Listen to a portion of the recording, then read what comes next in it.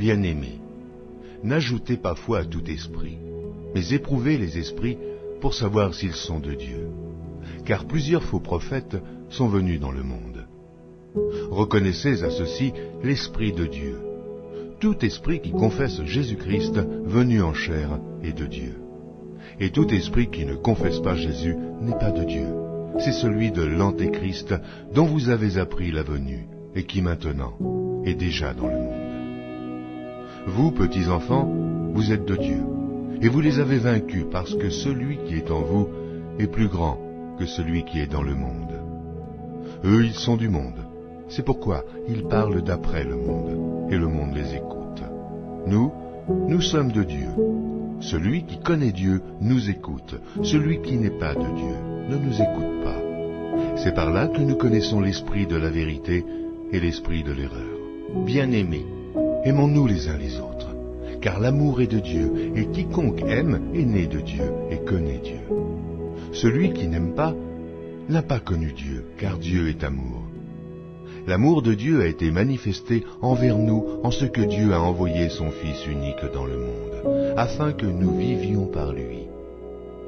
Et cet amour consiste non point en ce que nous avons aimé Dieu, mais en ce qu'il nous a aimés et a envoyé son Fils comme victime expiatoire pour nos péchés.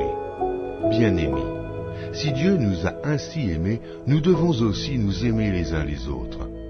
Personne n'a jamais vu Dieu. Si nous nous aimons les uns les autres, Dieu demeure en nous et son amour est parfait en nous. Nous connaissons que nous demeurons en lui et qu'il demeure en nous, en ce qu'il nous a donné de son esprit. Et nous avons vu et nous attestons que le Père a envoyé le Fils comme sauveur du monde. Celui qui confessera que Jésus est le Fils de Dieu, Dieu demeure en lui et lui en Dieu. Et nous avons connu l'amour que Dieu a pour nous, et nous y avons cru. Dieu est amour, et celui qui demeure dans l'amour demeure en Dieu, et Dieu demeure en lui.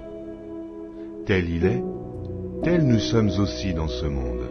C'est en cela que l'amour est parfait en nous, afin que nous ayons de l'assurance au jour du jugement. La crainte n'est pas dans l'amour, mais l'amour parfait bannit la crainte, car la crainte suppose un châtiment, et celui qui craint n'est pas parfait dans l'amour. Pour nous l'aimons, parce qu'il nous a aimés le premier. Si quelqu'un dit « J'aime Dieu » et qu'il haïsse son frère, c'est un menteur. Car celui qui n'aime pas son frère qu'il voit, comment peut-il aimer Dieu qu'il ne voit pas? Et nous avons de lui ce commandement, que celui qui aime Dieu aime aussi son frère.